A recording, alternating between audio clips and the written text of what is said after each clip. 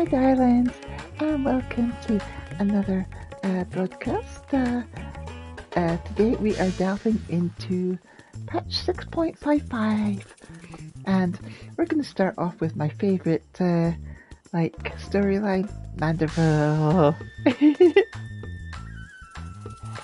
Now let's see what we got here. Of duplicity and duplication. DeLeon is ready to embark on his latest investigation. Ah, Elita. You're just in time to assist me with my latest fact-finding expedition. Our recent foray into Charlayan revealed that Poo-Poo's friend was in the company of a Hanish alchemist, yes? As such, I was inspired to do some preliminary legwork here in Thavnir. I contacted my usual sources for local sightings of alien phenomena, but alas, they had none to share. I have thus switched tactics and decided to track down this alchemist fellow instead. Surely someone will have heard the tale of an apothecary bold enough to set up shop on Garlean battlefield. The inspector and the others have been pursuing a similar line of inquiry, yet have found no leads here in the city or at the Great Work. I believe they've moved their investigation onto Yelimod, so I suggest we hurry over and join them. I cannot have the little blue man muddying the waters when we're so close to grasping his master plan.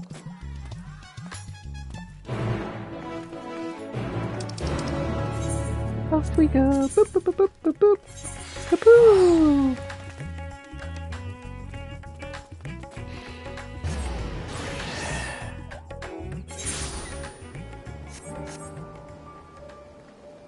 Do do do do. Brandy Hill. This port town would be an excellent place to analyze global trading trends.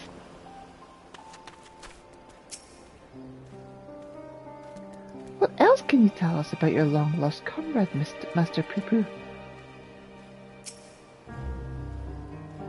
Oh, my friend is an exceptional individual, capable of astounding feats that I could never accomplish without the help of my starship's equipment.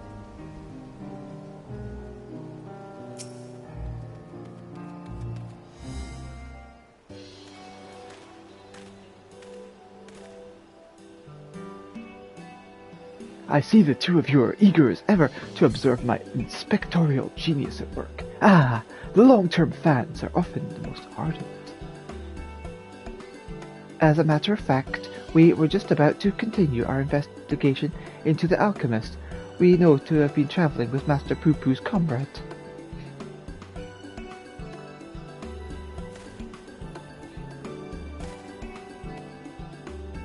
I mean to say, I am merely following the inspector's wake.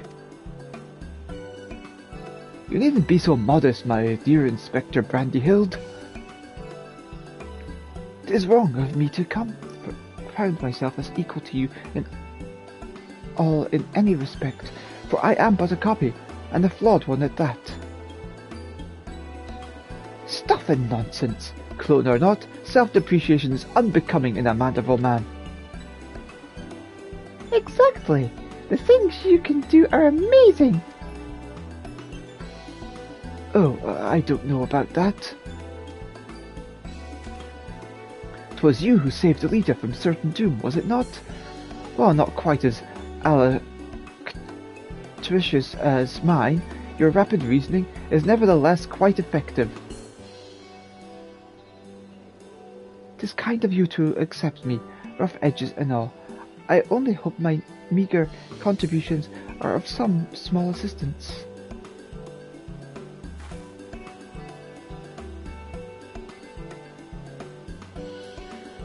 Too modest by half.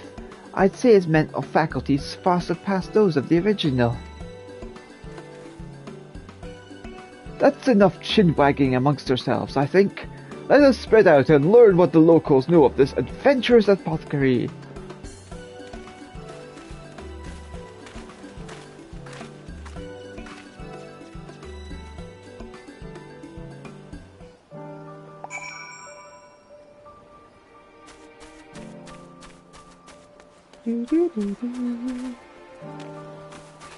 Eddie Mad Fisherman.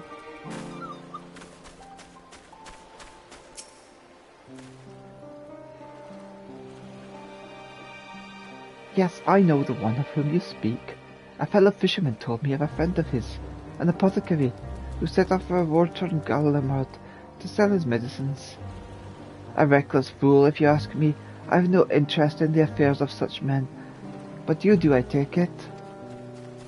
If so, I suggest you head to Usikwiag and hear the tale for yourself. Look for a red-haired lad there gathering shellfish. Are you familiar with Usiwag? It's a little island just outside town. Find the red-headed lad there, and he'll have a story for you.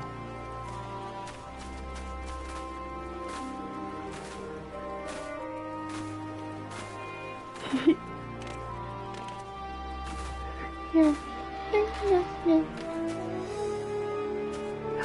What are you up to, Nashi?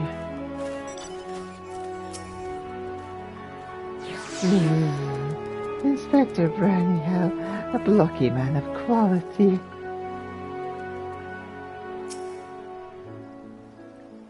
If I may, are you perchance acquainted with any reckless alchemists?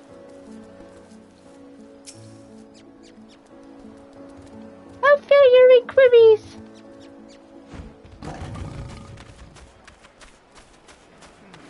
Now there is Brandyhild over there. Brandyhild. What happened to the other guy?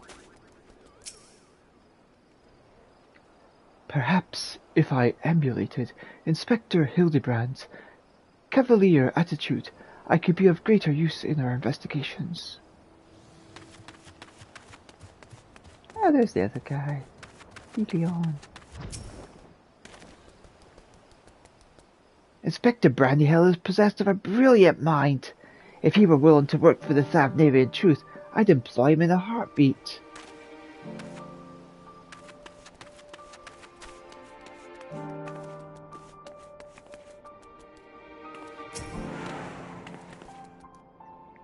Do I know any apothecaries?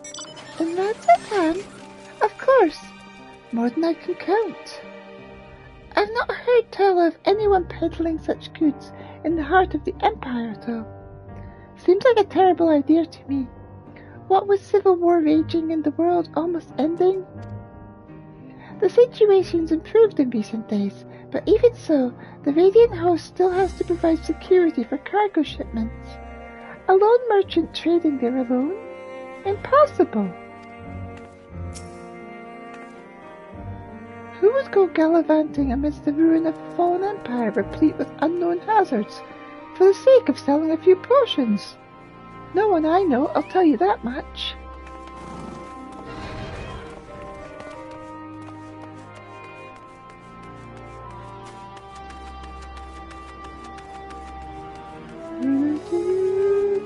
It's not a door, that's a fake door.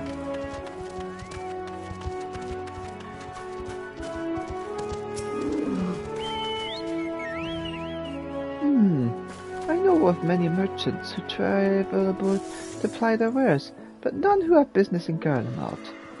You'd have to be mad or desperate indeed to consider setting up shop in that troubled land.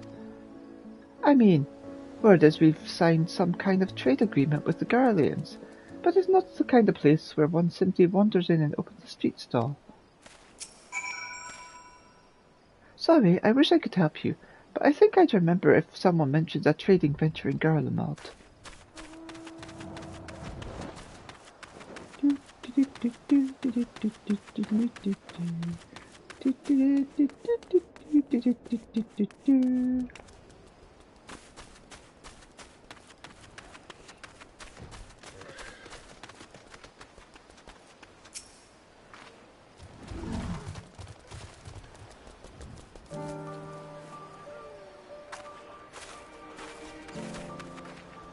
Ah, Elita, I hope your questioning has borne fresher fruit than mine. Well, I can tell you what I found out. Oh-ho, a good friend by the alchemist in question, you say? Then let us gather the troops and pay a visit to this felicitous fisherman.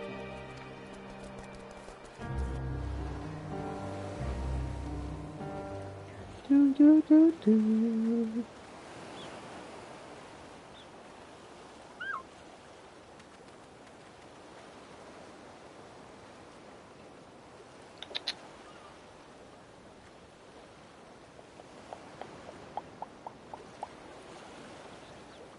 The story of my apothecary friend. Oh, you must mean Barsaf. Well, I wasn't near enough to calling it a day anyway, so here's what I can tell you. Barsaf comes from a very poor family, and growing up never had much in the way of money or possessions. I suppose those experiences are what led to his lifelong obsession with gaining wealth. After trying his hand at the succession of trades, he decided alchemy would earn him the most gil, but his stock never sold as well as he hoped. So, when he heard about the internal strife in Garlemald, he saw it as a golden opportunity. Surely the middle of a war was the best place to sell medicines. Heh, more like the best place for near-death experiences. He soon gave up on his Garlemald venture, but while one would have expected him to return lamenting his ill fortune, Barisaf was practically euphoric when I saw him again. A God's given blessing he'd found the snowfields had given him. Much cause to celebrate. He said he learned how to create gold. I must admit, I laughed at first. But when he showed me a gleaming mountain of the stuff, enough to proclaim himself a merchant prince, he even changed his name to Van Hoodie, a word which brings mind the bounty of the divine.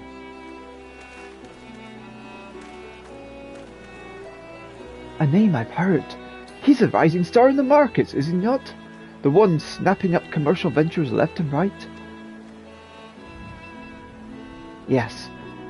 Van Hoodie has certainly made his ambitions known here in Thavnia, especially when he attempted to purchase the entire port of Yedimad. The dockmasters declined to sell, of course, but when it comes to buying historic landmarks, a bottomless purse can open surprising doors. Last I heard, he converted the gilded area into a private abode, and has been filling it with every rare treasure his gold can secure. He pays out particularly large sums for artworks depicting the goddess as Asura. I remember him being a fervent worshipper of hers, even as a child. I've encountered much Mansuya and Migra lore in Radzatan, yet I recall no mention of this Asura. Well, that's hardly surprising. As a deity of war, she is not well loved by the common folk. Barisaf is different, though. He sees life as a constant battle to amass wealth, and it is to Asura whom he plays for victory. And damn me if she didn't listen. That once poor boy became merchant royalty. A man far too rich and important to afford more than a fleeting moment for simple fishermen, even those who were once dear friends. Ahem, if you'll excuse me, I must leave it at that. These clams won't sell themselves, you know.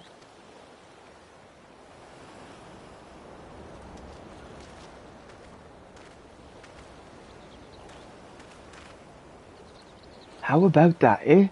Our sought-after apothecary and upstart merchant prince were one and the same. Might we assume that the blessing he stumbled upon in Garlemald was a certain alien craft and its occupant? Sorry to intrude, but aren't you the hero who helped us when folk were turning into beasts? Well, some nasty-looking creature just showed up outside of town. One of our guards went to confront it, but I don't like her odds against that thing. That sounds like a case for Inspector Hildebrand. Come, friends, let us investigate forthwith.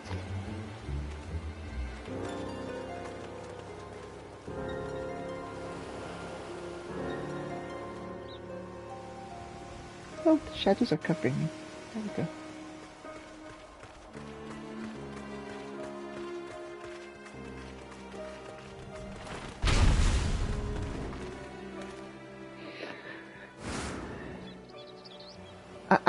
I thought you destroyed that monster.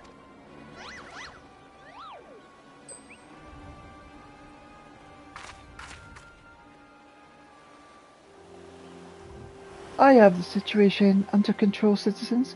This individual bears a strong resemblance to a known fugitive, so I thought it prudent to investigate. Regrettably, he has proven less than forthcoming with answers. How many times must we teach you the same lesson, shiny skullman? Lesson? What are you on about?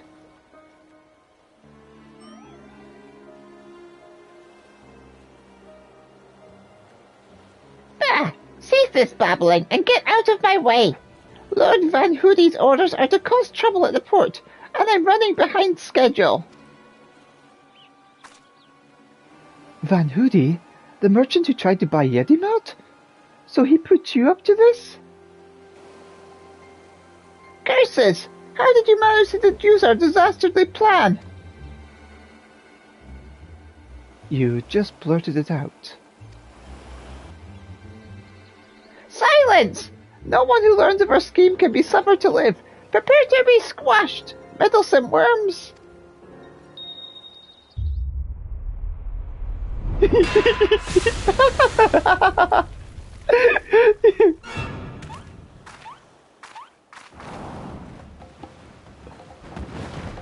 Oh god, there's a mass of them! 3 more sinister skullmen? Was the doctor a quadruplet?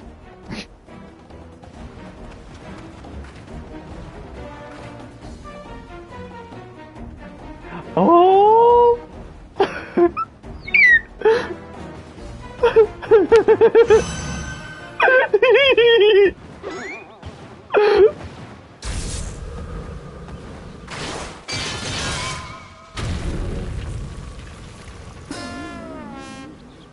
Fancy!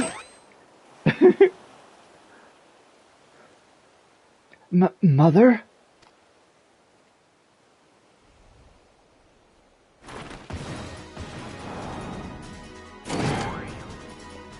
Vexatious vermin! This will soften you up.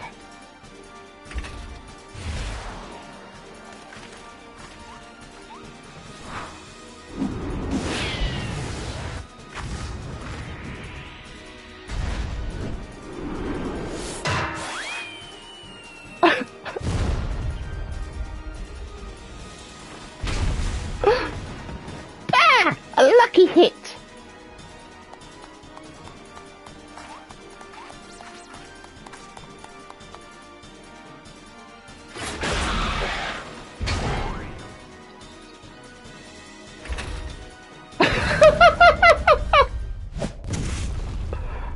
I missed!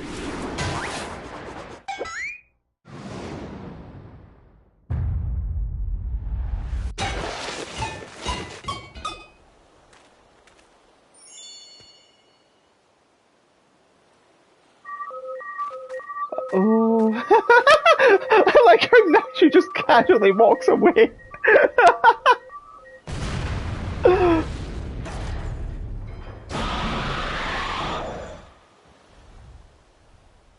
One last pitch.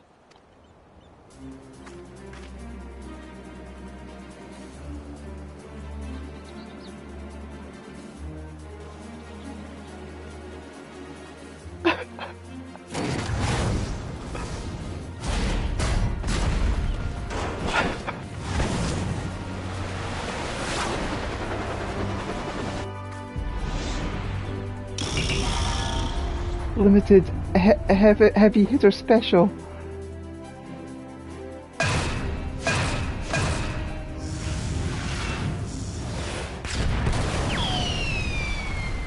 But that was my fastball!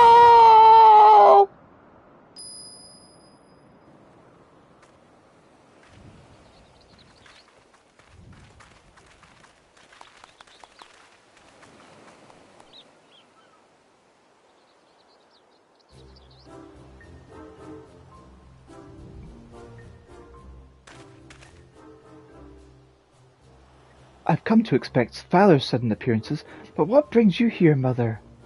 Yay! Sensei Julian! A proposition from the merchant Van Hoody. As a matter of fact, I'm accompanying your dad as manager for Mandeville and Mandeville, and we were just on our way to the bloke's mansion.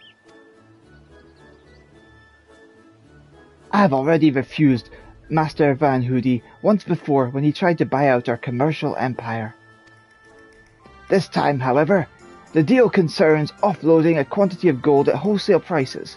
'Tis quite an attractive offer considering fine jewellery as our stock in trade, and we thought to at least listen to his proposal. But if he would purposely command his lackeys to disturb the peace of a public port... We can't do business with a thug like that. Absolutely not.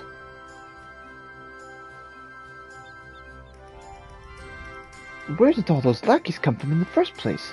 Is there a hulking weaponized brute manufacturer around here somewhere?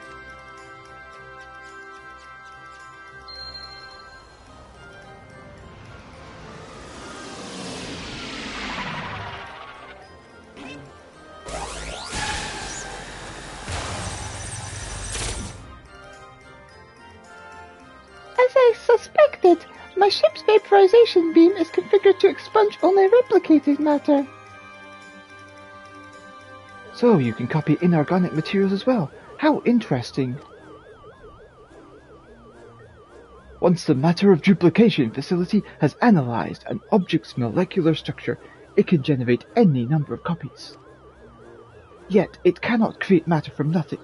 A requisite supply of ether must be on hand to facilitate the process. Core, you sure do know a lot, Inspector Brandyhilt. Even alien starships.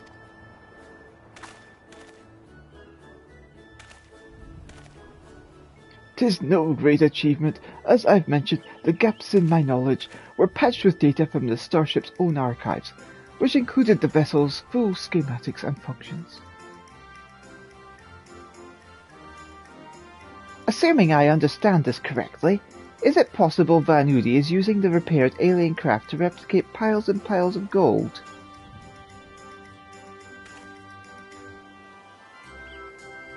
We share the same suspicion, Master DeLeon.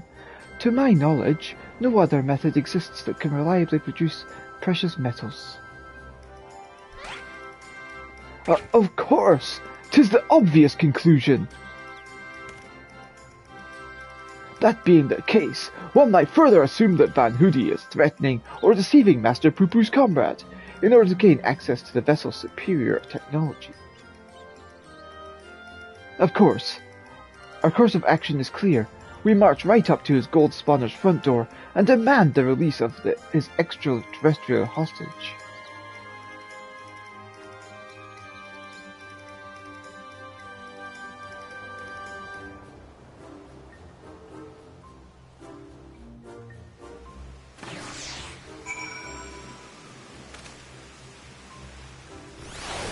All that excitement's getting me a little bit warm. I'm going to take off my jumper. 2 seconds.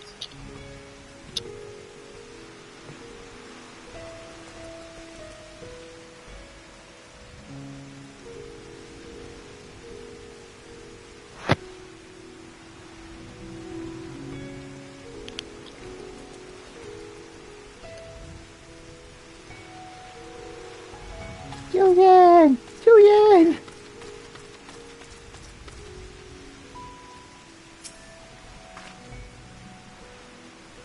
Good to see you, Elita. And good to see you're still keeping company with our darling boy.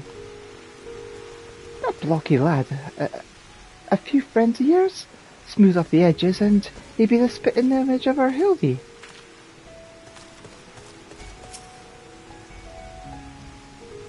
I was hesitant to put stock in the unsavory rumours I'd heard, but this unprovoked attack on the port would seem to be incontrovertible proof of Van Hoody's villainy.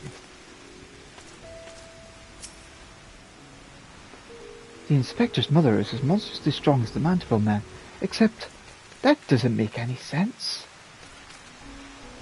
Don't question it, she's my mentor. All this talk of threats and deceit has me worried.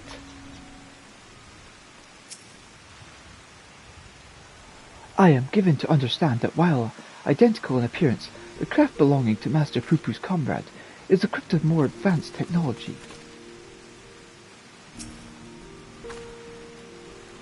That was a smashing hit, Elita!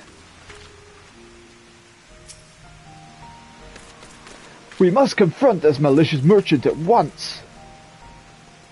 If your heart's set on confrontation, then you may as well come with us. Van Hoody's invitation includes a private airship flight to his new estate. Aye, we still need to formally reject his deal anyways, and his pilot will be waiting.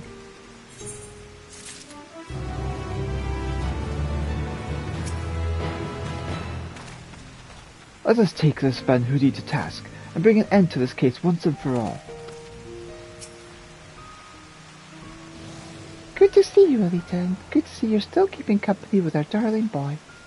That blocky new leather friend of yours, smooth as edge need be the spitting image of our hoodie. It was a smashed hit, Elita. I am giving to understand that while identical in appearance, the craft belonging to Master Poo-Poo's comrade is equipped with more advanced technology. All this toxic threatening deceit has me worried. The Inspector's mother is just as monstrous as this monster man, except that doesn't make any sense. Yeah, just keep worrying.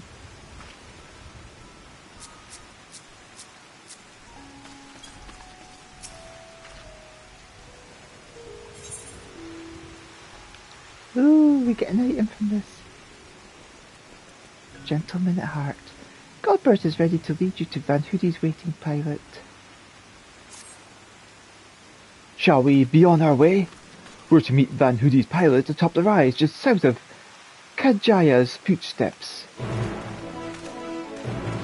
Off we go! Do do do!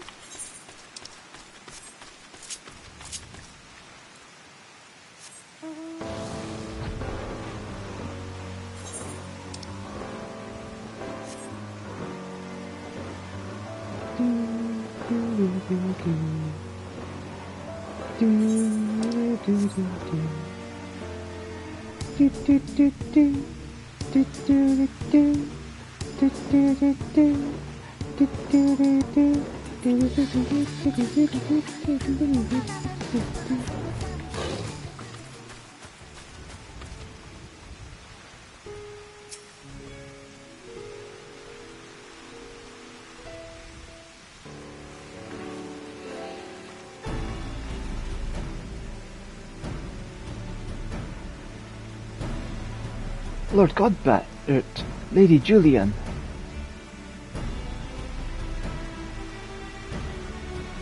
And entourage, eh? Pray excuse our presumptuousness.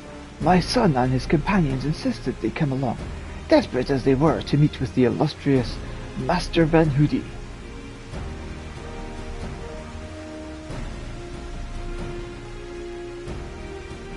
I see. One moment, if you please.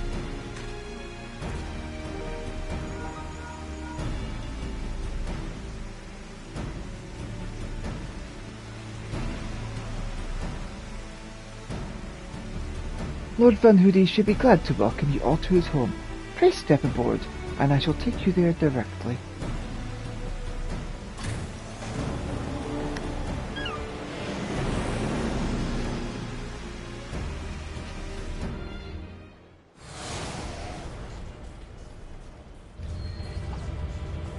What is going on here?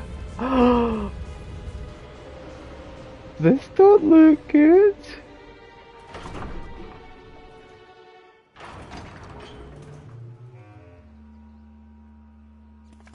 Welcome, honoured guests, to my humble abode. I trust the view is to your liking.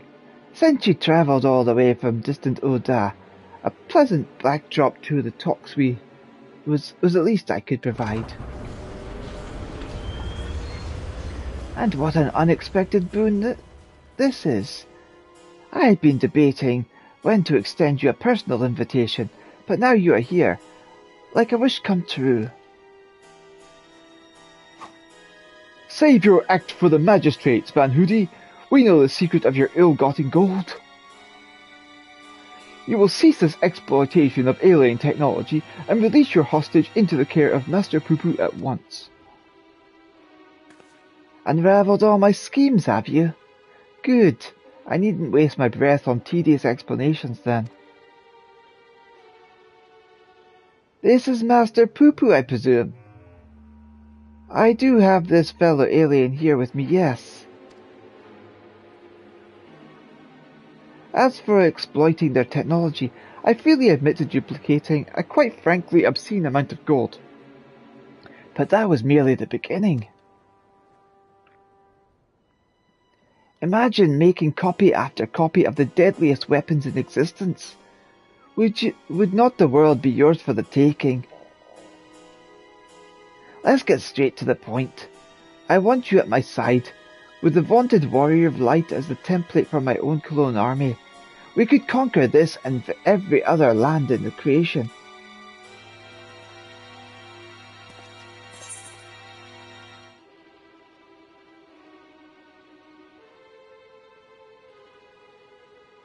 I refuse, categorically and emphatically.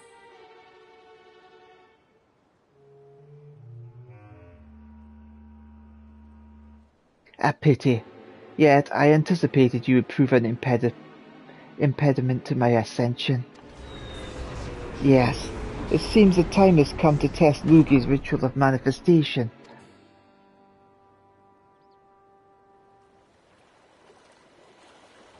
All was prepared long in advance of your coming.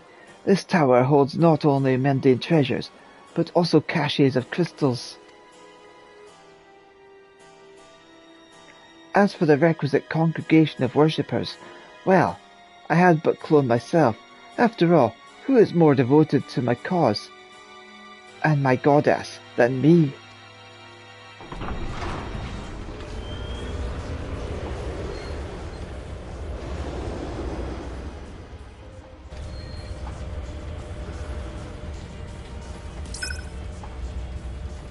Divine Asura, take up thy blades and wage war upon mine earthly rival.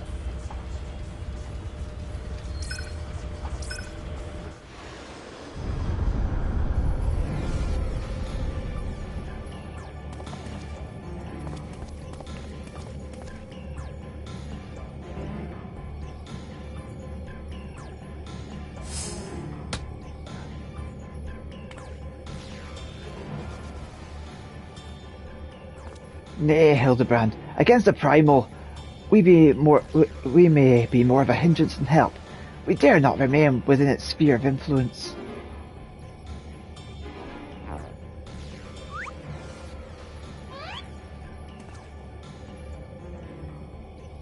Best of luck, my friend. I must take a gentlemanly withdrawal.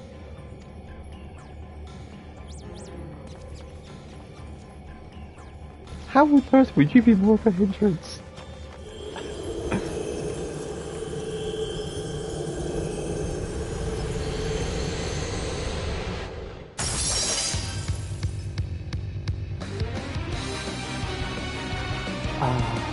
So cool.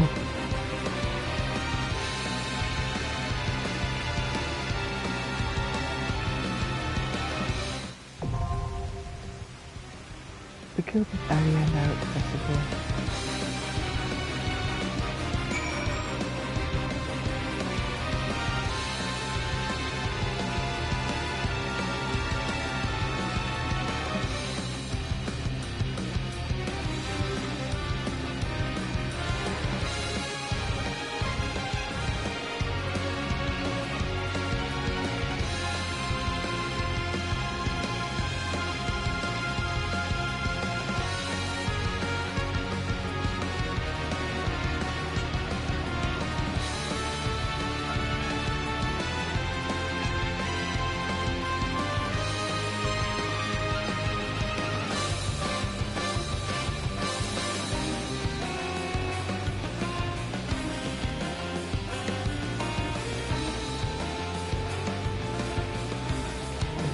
This is cool.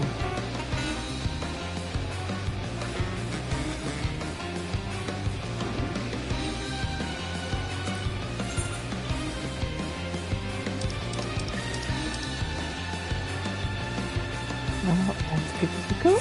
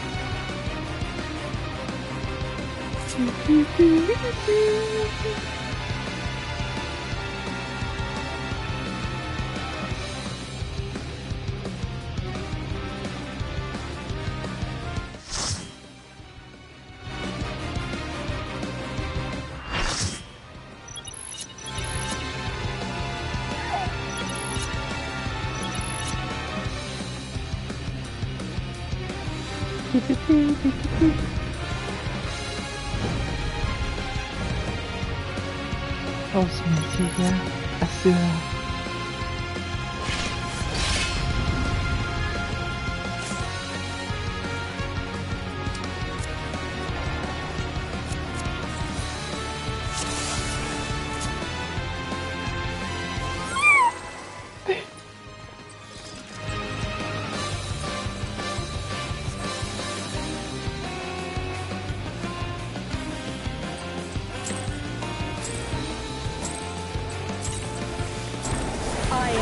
Asura, and on battle I thrive. Have you the courage and strength to face me?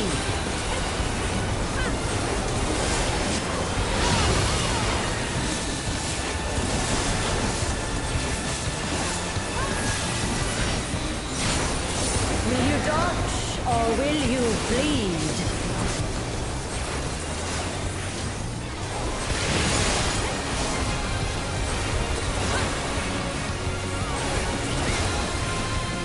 The frail shall fall.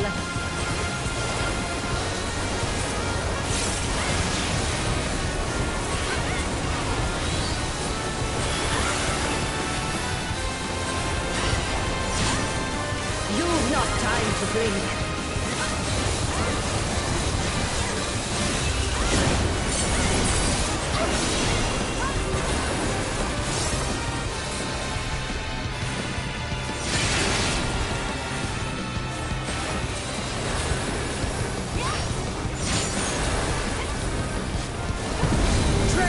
Before the might of the minutiae. Come forth, embodiment of carnage. Revel on the bloody field of war. The spirit of battle awakens. Sharp is the lesson.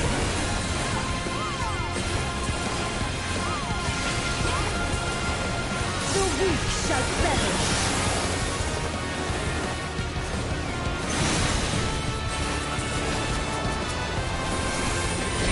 The gleaming edge.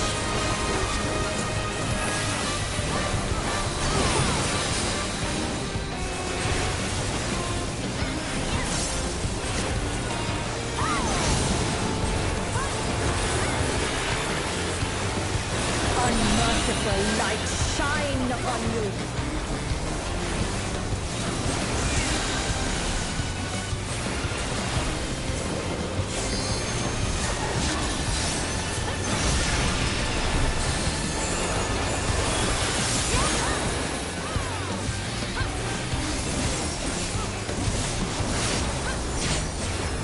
Behold the six-fold blade.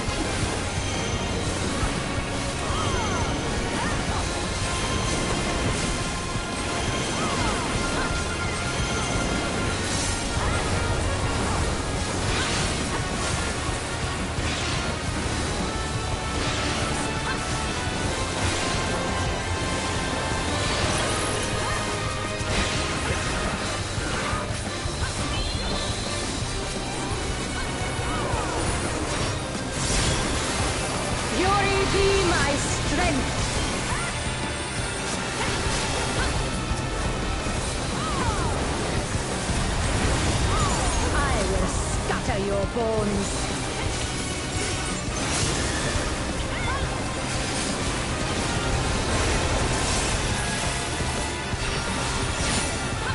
Show me your steel.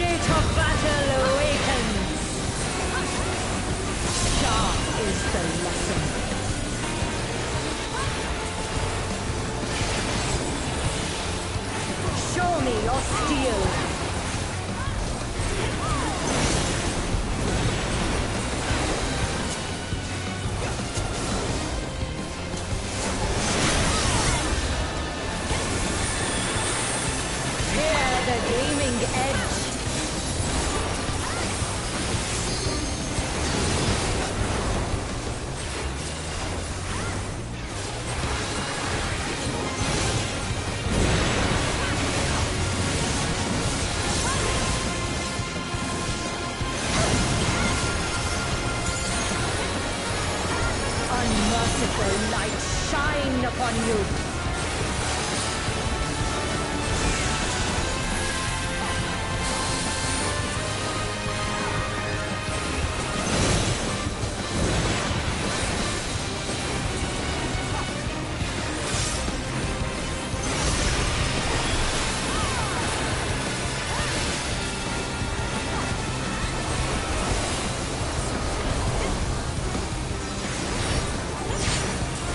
Behold the six-fold blade.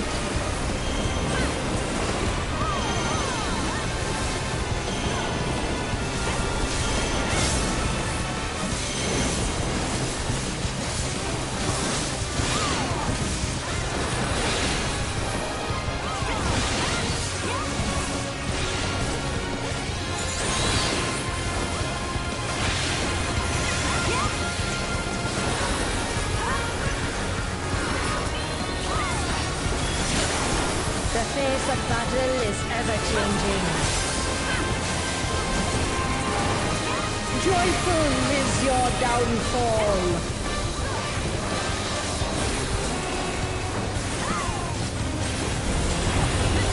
I will scatter your bones.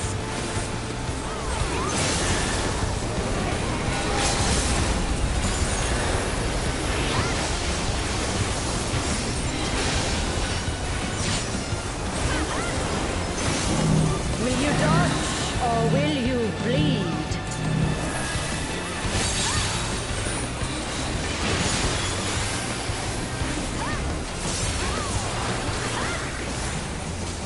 That's the finisher.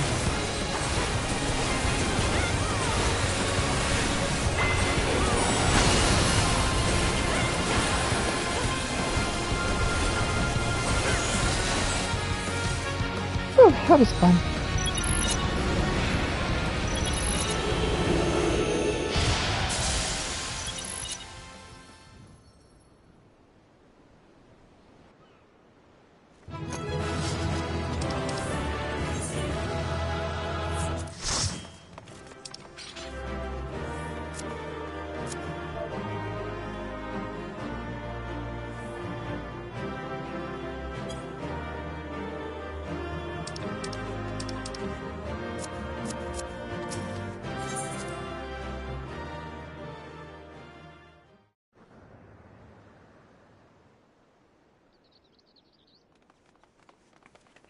Good show, Elita.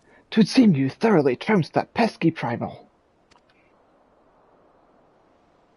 And even as we speak, Mother and Father should be informing the Radiant host of that despicable Van Hoodie's wrongdoings.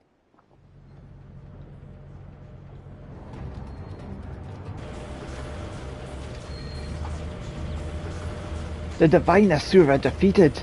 Turn the wheel, we flee for now.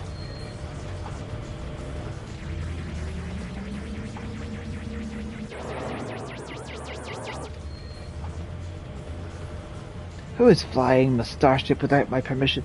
That treasure is mine and mine alone.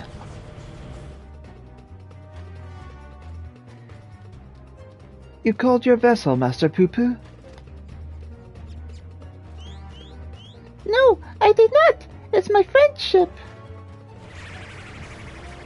Ah, the friendship.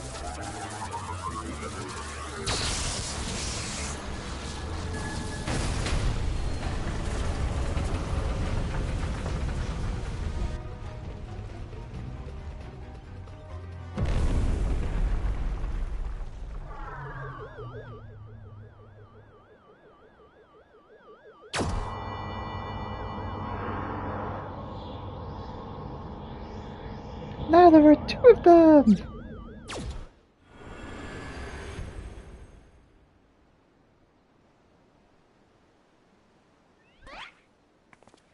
At last, the moment of sweet reunion is at hand. I am so relieved to see you safe. Likewise, my friend. But why did you open fire on the airship? Didn't that man help you after your crash? He did at first. He pulled me from the wreckage and saw to it that my vessel was repaired. So in return I replicated whatever trinket he desired, and taught him the basics of starship technology. But that resolved to be a terrible error in judgment. When I was infected by one of the star's unique pathogens, he took advantage of my weakened state. He seized my ship, flew me out to the jungle, and left me there to die. Slowly agonizing, I was able to synthesize a cure for my affliction, and then I came back to reclaim my property. This experience has led me to conclude that the dominant sentient life forms here are dull-witted, cruel, and entirely unsuited to peaceful cohabitation. We must launch a full-scale invasion. It is the only way to guarantee our survival. Oh no! They are not all like that. These ones have been nothing but kind to me. Oh yes, they're all smiles until they laser you in the back. We have to strike first before they show their true colors.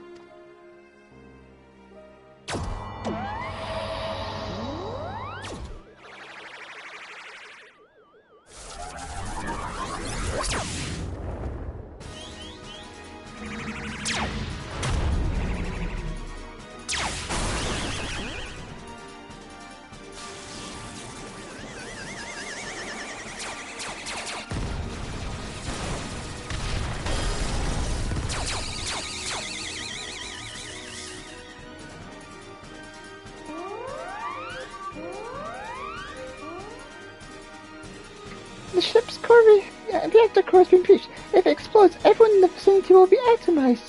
And we're all in the vicinity.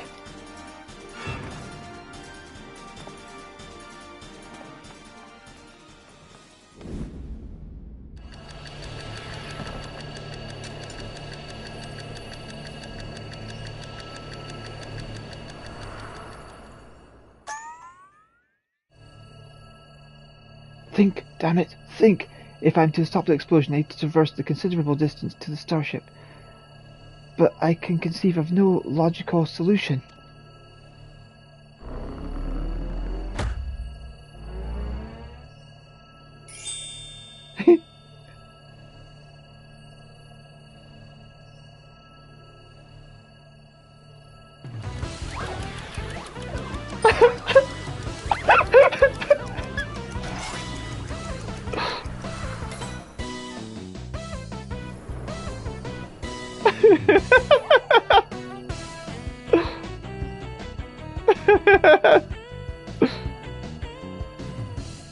Inspector Brandyhill, you must employ my father's mighty moves to propel me to the vessel.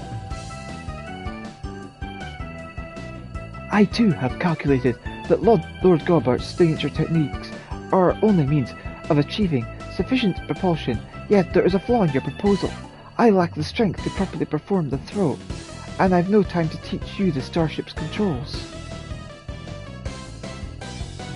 Inspector Hildebrand, it is you who must fling me.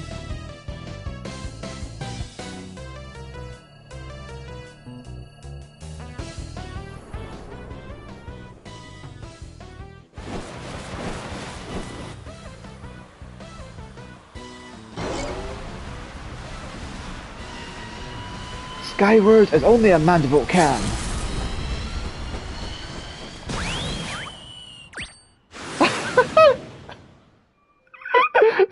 In the wrong direction. I lost my grip.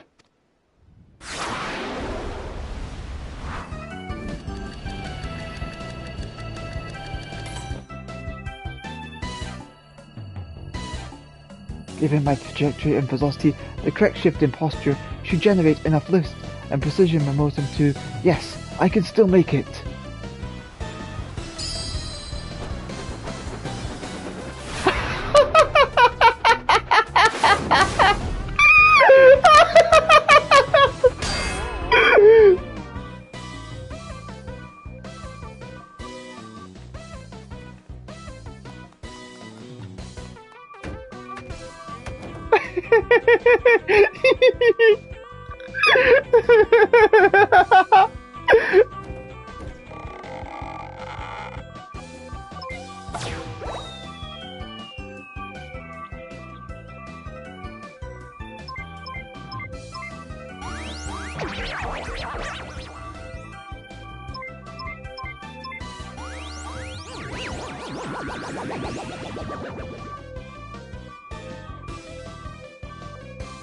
It is too late.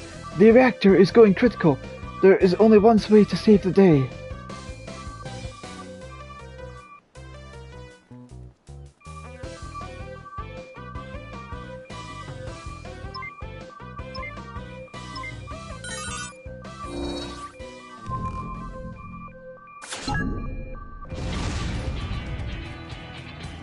No!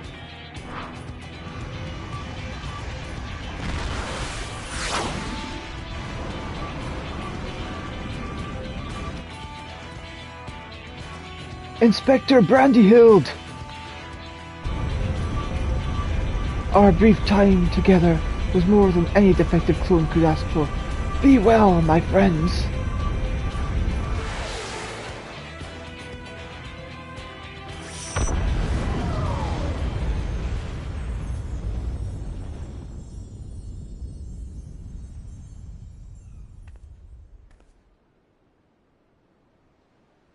Is this case closed for Inspector Brandyhild?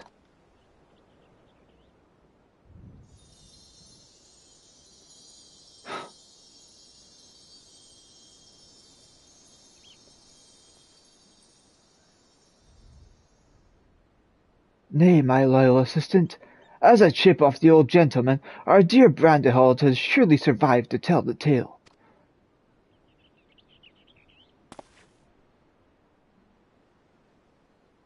We shall see him again. Mark my words.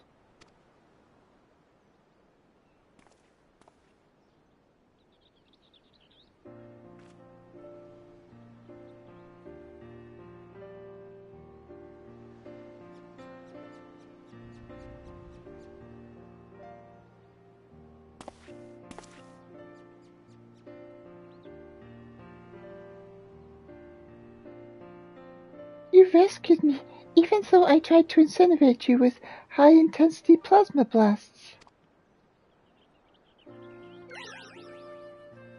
Even at the cost of one of your own. If only I could make amends and earn your forgiveness, but alas...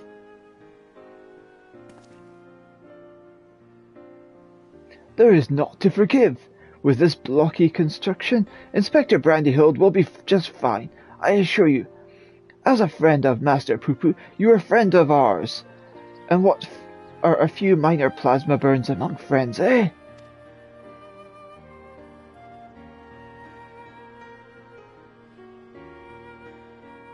Our home planet! It was lost to the phenomenon you call the final days. We survived only because we were away exploring the cosmos at the time. Our explorations, which have heretofore served no purpose but curiosity, shifted to a search for a safe haven. We visited countless stars, but all had succumbed to the same insidious ruin as our own. Growing desperate, we decided to settle on any suitable refuge we could find, whether it was populated or not. If the native beings were hospitable, then we could live peacefully alongside them. If not, then we were prepared to claim a new home by force. So it was that I arrived at your miraculous planet, lulled by the apparent absence of metaphysical chaos. I blundered into a mundane war zone, where I was promptly shot out of the sky. The rest you already know. Having fallen behind on our search, I hurried here when my communications received no answer. That was when I met you, Inspector Hildebrand. I was touched by the despair of the final days, and reduced to beasts. Given our savage willingness to invade your star, it would seem that, in a sense, we fell prey to that despair as well. Fortunately, my encounter with you generous people brought me to my senses, an outcome for which I am profoundly grateful.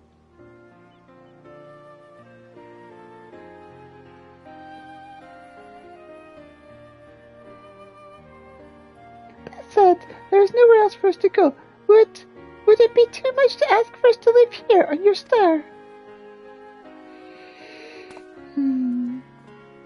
Well, of course you must stay.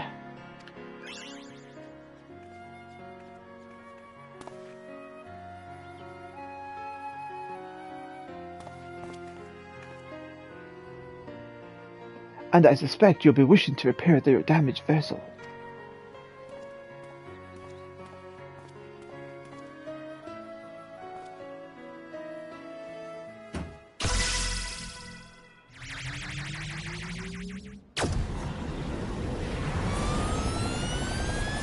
Oh no, what have you done? Mommy! Oh, Inspector, not again. Wait for me!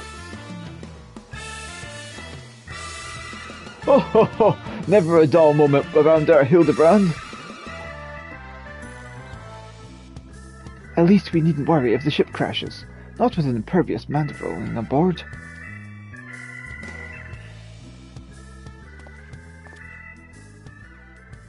Funny you should mention that. Upon reviewing the Mandeville family tree, 'twas made clear that a lord without heirs of his own passed the name to an adopted child several generations ago. Are you saying that your sons are not direct descendants of Godbrand, the ancient progenitor of the Mandeville line? And how do you explain your unnatural sturdiness? When it comes to building strength and perfecting gentlemanly technique, 'tis not one's lineage which matters, but rather the unbending conviction within one's heart.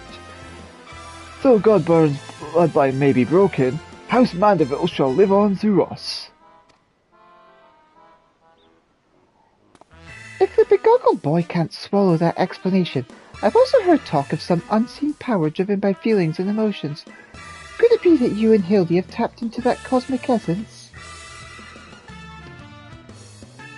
Oh ho ho! If that's the case, then you must be positively swimming in it, my dear.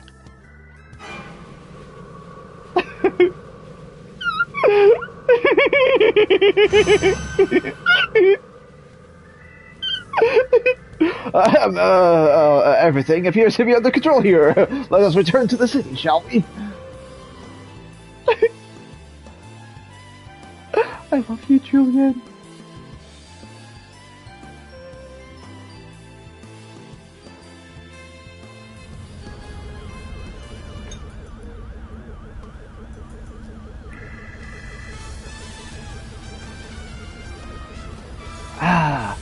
Once more do I find myself hurtling at superlative speeds towards an unknown destination.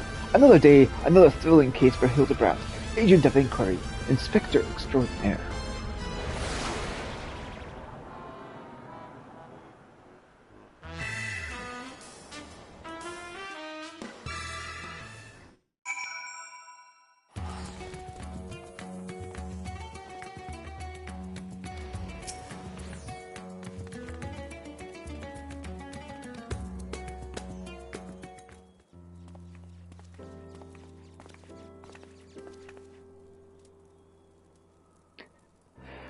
Thanks to an enlightening conversation with Master Poo-Poo on the way back, I believe I have the answers required to proceed with our weaponsmithing project.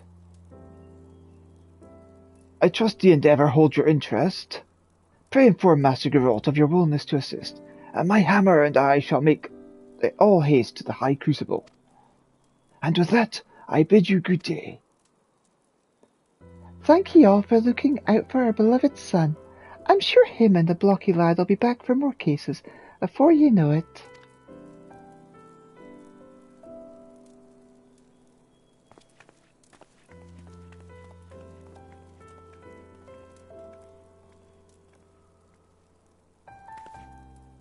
You've gone above and beyond for us, Elita, so I'd like to have the one replicated starship we made.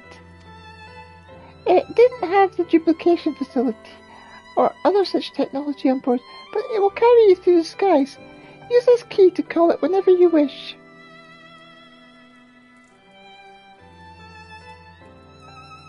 As for the two of us, we've decided to get to know our new home better by embarking on a journey of exploration. And so, this is where we must say our farewells. Thank you for everything. We are fortunate indeed to have met you.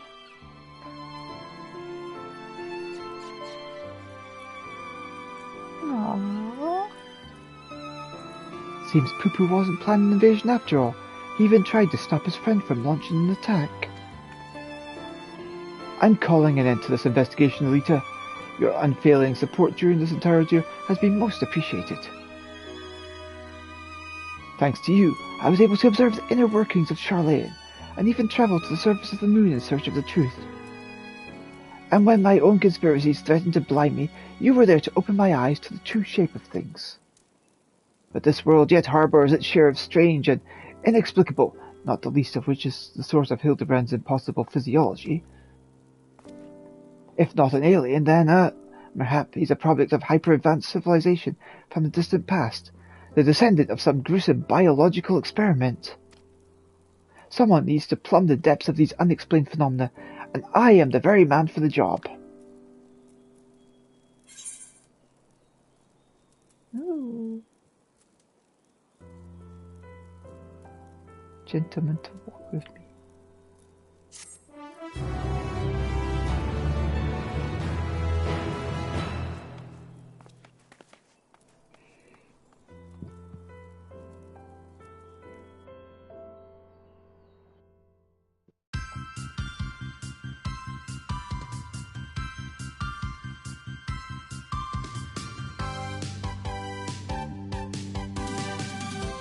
And blood never flowed in their veins, the source of their strength and enigma reigns.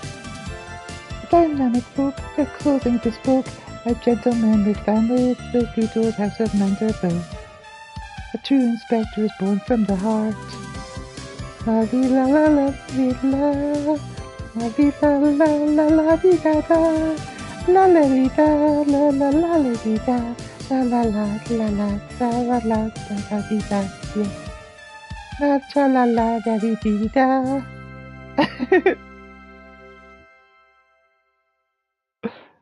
Hildebrand will return.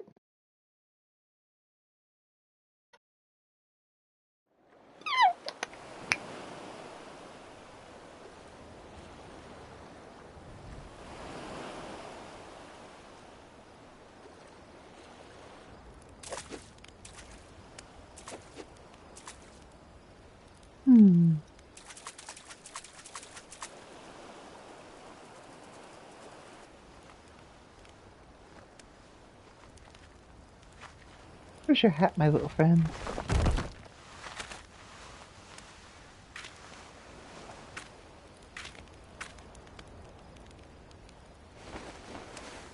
There it is.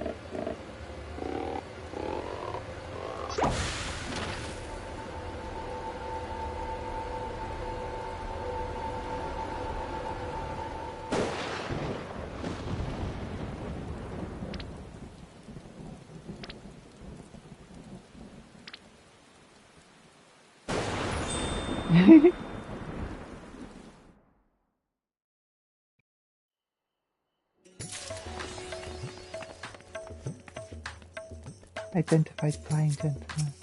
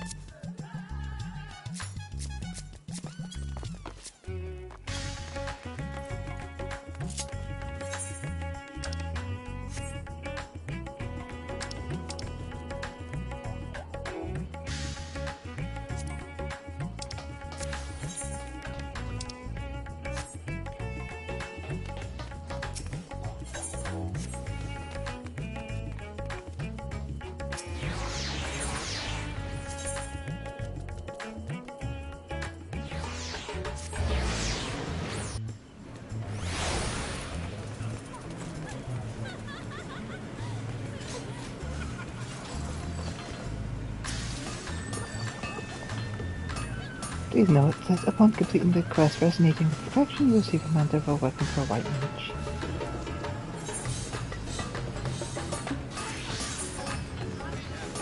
Geralt is itching to get on with perfecting the mandible weapon.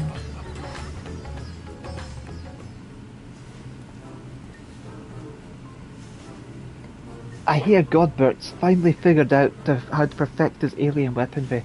About bleeding time, eh? We shall inform his lordship that you are eager to begin.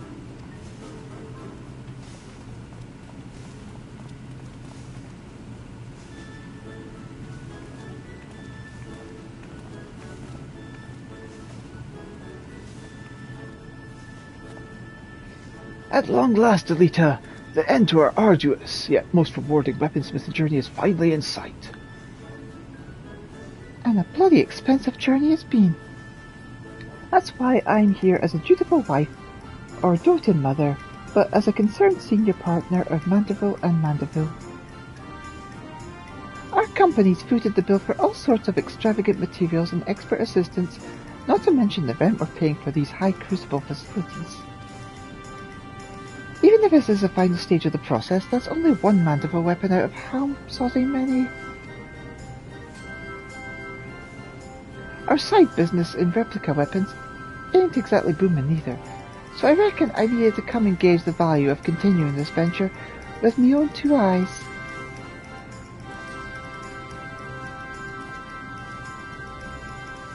So, let us offer our full cooperation to my wife, business partner, as she oversees proceedings. Now there's a sight. Seems his lordship's lost his cocksure composure. Well, having Godbert, weren't you just telling me how ridiculous wealth made you free to craft whatever you pleased?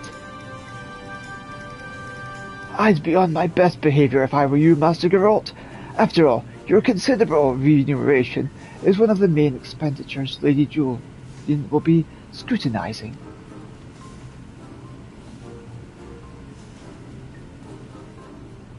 Ahem, let us move on to the topic of armament augmentation, shall we? Unsurprisingly, the key to perfected weaponry lies in the application of perfect oil, a substance known as ultramandeville. The superlative lubricant will serve to maximize ethereal conductivity. Again with the creepy oils. And one might have predicted the ultramandeville's main ingredient is derived from yet another incredibly rare meteoric material, cosmic crystalline it is called. When it came to the method for extracting said ingredient from the meteorite, however, my ancestor's relic was conspicuously devoid of instruction. Thus did I consult with Master Poo-Poo. Thanks to his encyclopedic knowledge of ancient civilizations, he was able to furnish me with the requisite technique. I must say, 'tis rather an unorthodox process, and one I cannot complete alone. It shall necessitate the involvement of everyone present. I don't like the sound of that. What foppish nonsense are you mean to foist upon us this time? Oh, nothing too terribly taxing, I assure you. All shall be explained in due course. Ere we can begin, we must tend to the tedious chore of procuring crafting materials. Elita, if you would pray acquire the crystallite through our usual tombstone-hungry vendor. We shall require 3 goodly chunks, one for the oil's main ingredient, and the others to reshape the weaponry itself. Yes, I should warn you, these advanced Mandevillian techniques will not only enhance your armament's properties, but also greatly alter its appearance. In anticipation of such wondrous transformation, let us hurry to our tasks.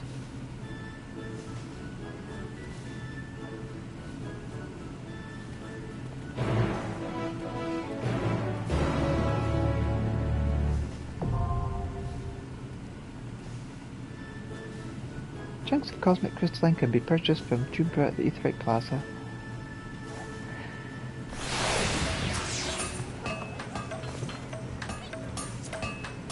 I don't like the sound of this, not one sodden bit. Once you get your hands on enough of that crystalline stuff, you can bring it here to me. And then we'll see what fresh torture his lordship has in store for us.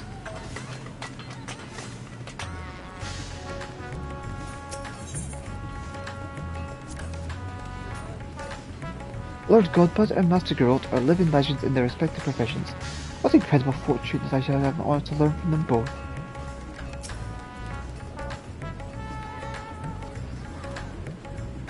If you are unhappy with your armament properties or simply wish to experiment, I shall gradually readjust its etherical pathways for you. Ah, that's not so bad.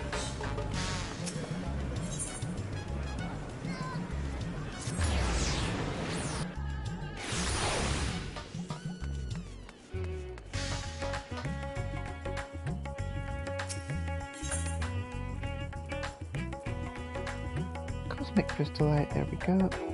This extremely rare form of crystal-based icronite is infused with ether from its journey throughout the cosmos. Theoretically, its energies can be extracted in the form of highly refined liquid essence.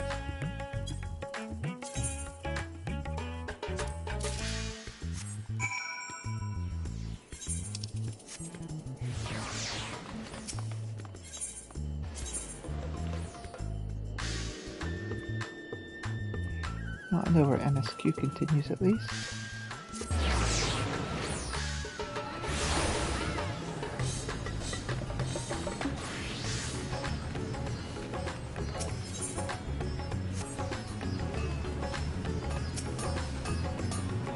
Oh, let's have a look at them shiny rocks.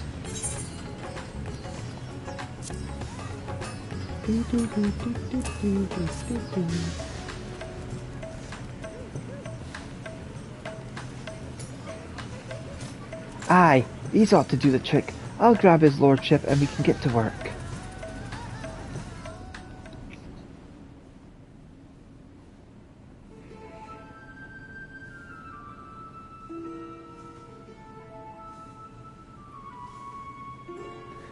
Thank you for your untiring efforts, Elita.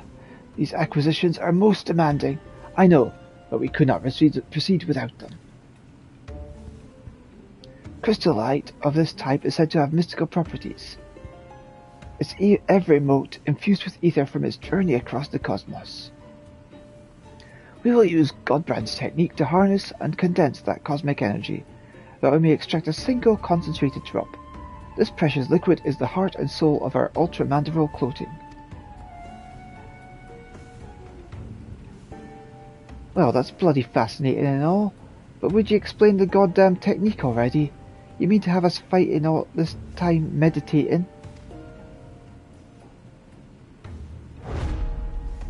Dancing, my good man! We shall perform the traditional dance of House Mandeville together.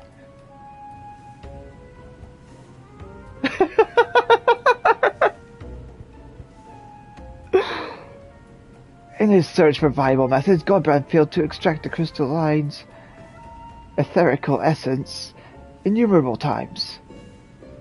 Frustrated beyond measure, he eventually contacted a friend of a far-off star to ask for advice.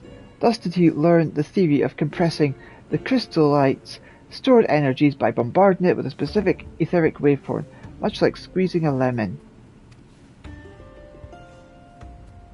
I inspired Godbrand when returned to work, where he experimented with generating waveforms through physical movement. One particular choreography provided the perfect resonance, and lo, the trademark mandrival undulations were born.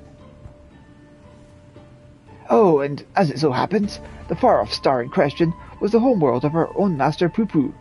'Twas his keen eye that recognized the familiar resonant properties of our gentlemanly dance, and allowed us to rediscover the extraction process. Dress it up in fancy words all you want, but I ain't swallowing this ridiculous shite. Think you can extract mineral essence with your daft dancing? Ha! Count me out. I've come in a strictly observational role, so no dancing for me neither. If you both so wish, we shall perform the extraction without you. As for you, Elita, your role shall be most crucial. I should like you to hold the crystallite and catch the quintessence as it falls.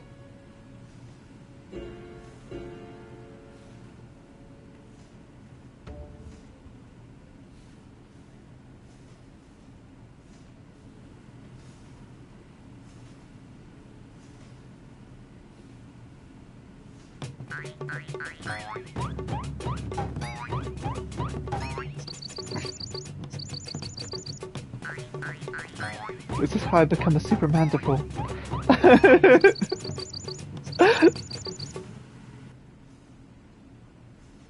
You see, load of chocobo shite. The dance lacks sufficient intensity. Oh, for the love of... Fine.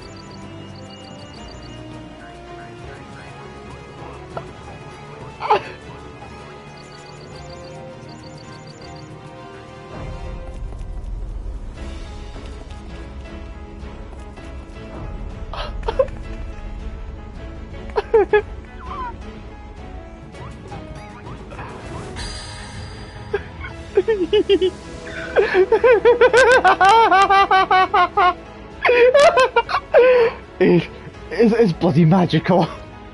The resonance, it's still not strong enough.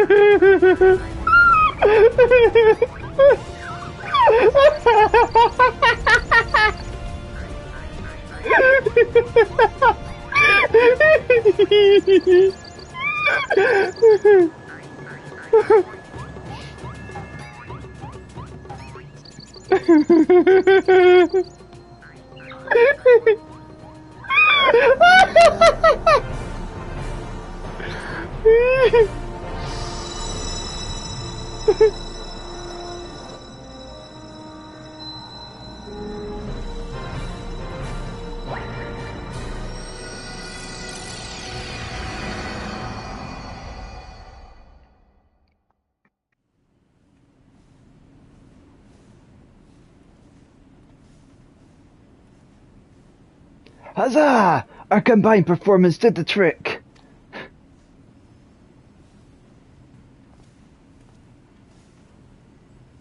Master Geralt and I will take it from here. Let us prepare the vial of Ultra Mandible and proceed with the final augmentations. Aye, you're about to witness the peak of craftsmanship.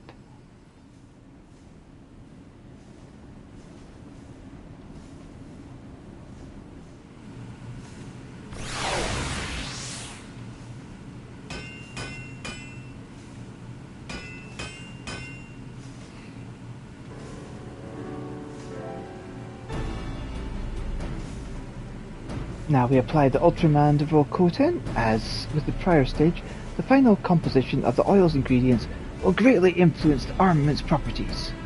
I shall need you to take a moment to consider, well, which qualities you value most in your weaponry.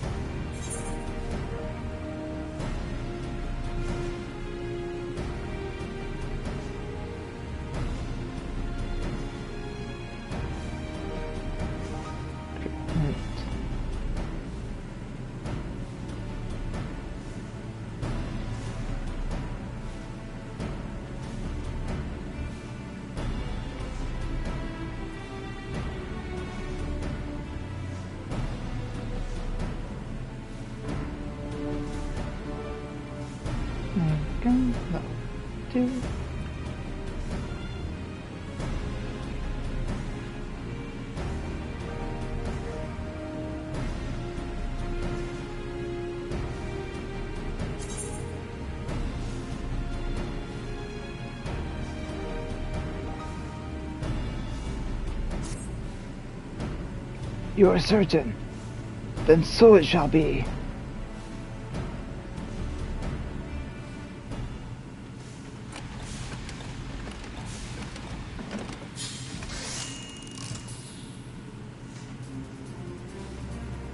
Holy shit, that's fucking awesome!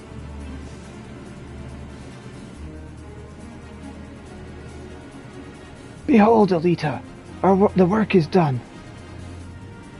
The perfected art of dedicated artisans, a Mandevillia's cane.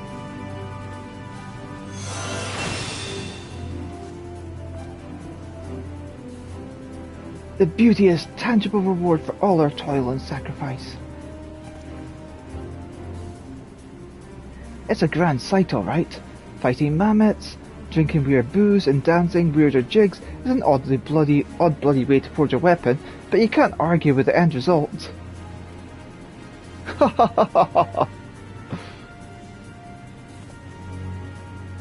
There is, in fact, one other favourable consequence to finishing our project. My family's relic contains what appeared to be a locked recording, and if what Master Poo-Poo tells me is correct, our completed mandible weaponry should serve as a key to opening it. Shall we give it a try?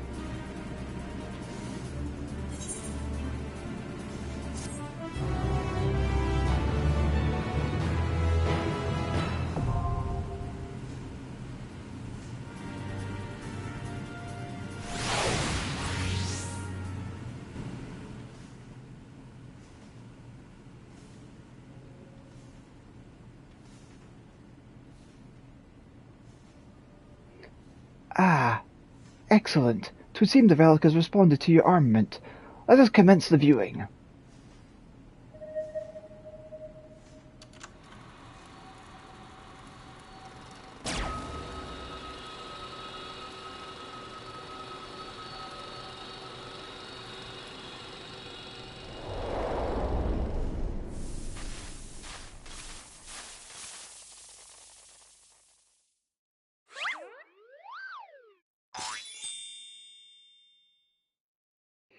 If you are watching this recording, then I must assume you have successfully brought the mandible weaponry to its completed state. Allow me then to share some of the philosophy that went into the weaponry's creation. As I explained in my previous story, the many worlds upon which we Mandevillians resided were laid to waste by an inexplicable catastrophe. The final days, one might imagine.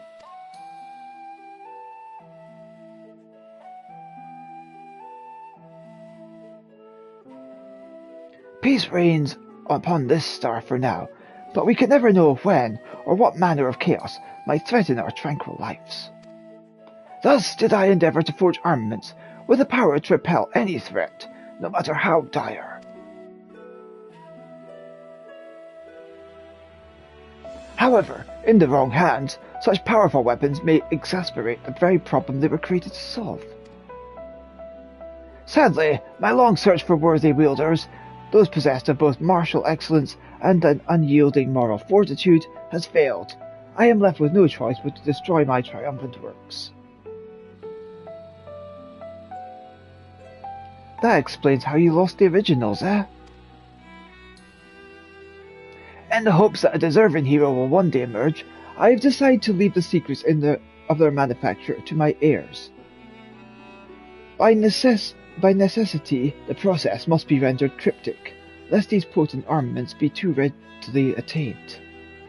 The fact you are watching this proves you had the wisdom to pierce my elaborate obfuscations and the discipline to retrace the grueling steps of my smithing saga. I have faith in your judgment. Do what is just and entrust the mandible weaponry to those who champion the ideals of peace.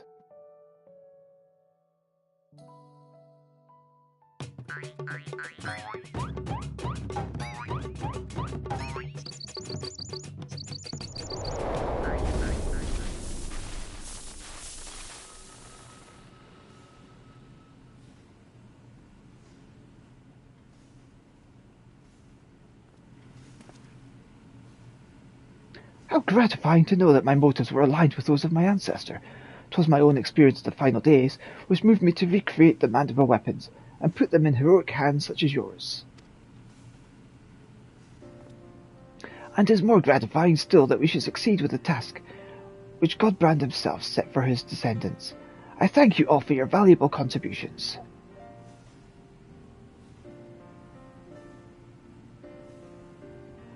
I'll admit I was a bit of a shock to hear he was crafting alien designs, but you hired the right smith for the job.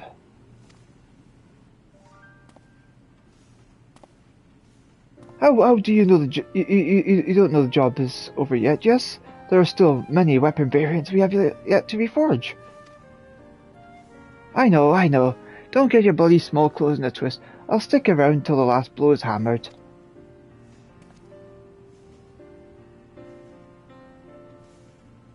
For the extraction of the ultramandible essence, I must ask that you call upon the assistance of the high crucible alchemists.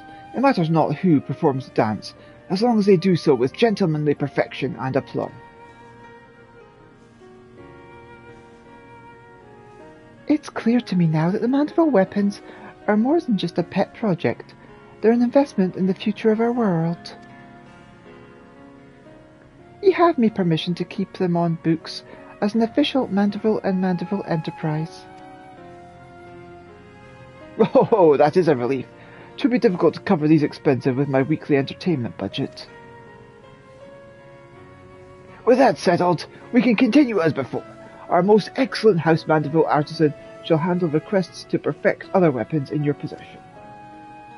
Meanwhile, our resident alchemist will assist in adjusting weapon properties, assuming you supply the requisite crystallite, of course. All in all, this has been a most satisfying experience. My thanks again, and I look forward to our next mutually beneficial encounter.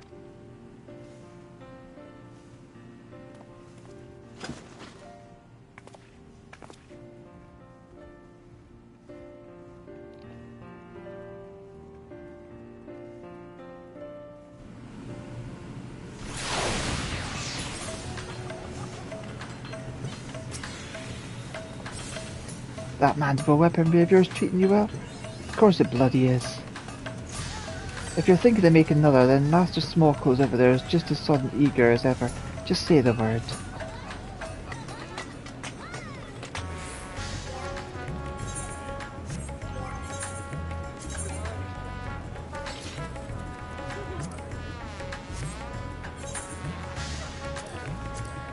Where's my mandible relic? There it is.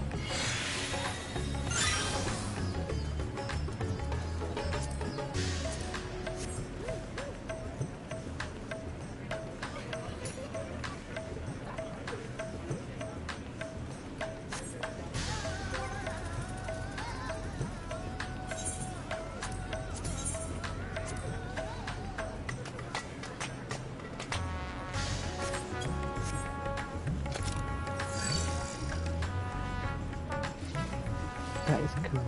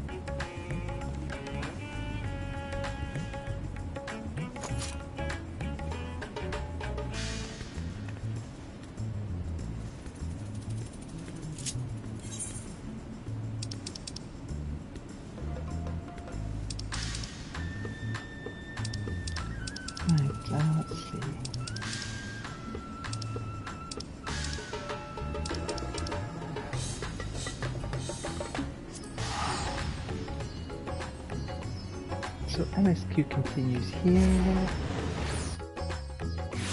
And there is a quest there.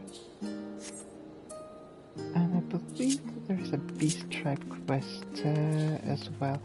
I'm just gonna like go over here for now actually. I will go outside temporarily.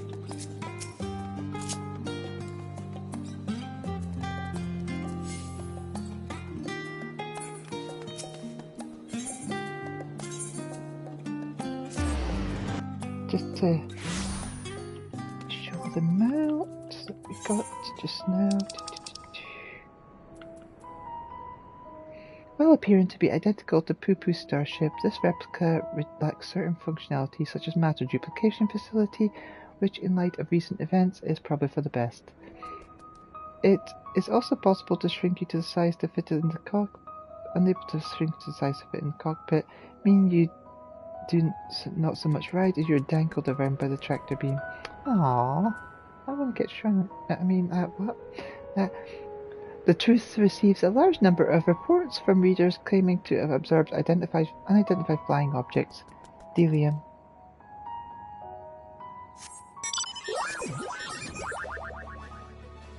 And this is how it carries me.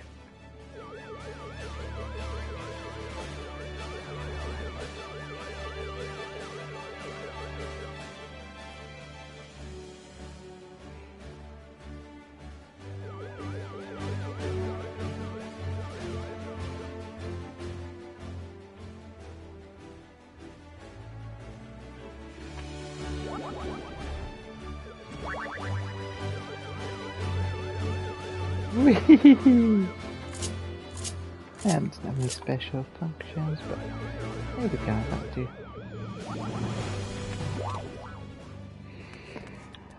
Right, thank you all for watching. I'm gonna go and have some lunch now. Love you all. Mwah, mwah, mwah.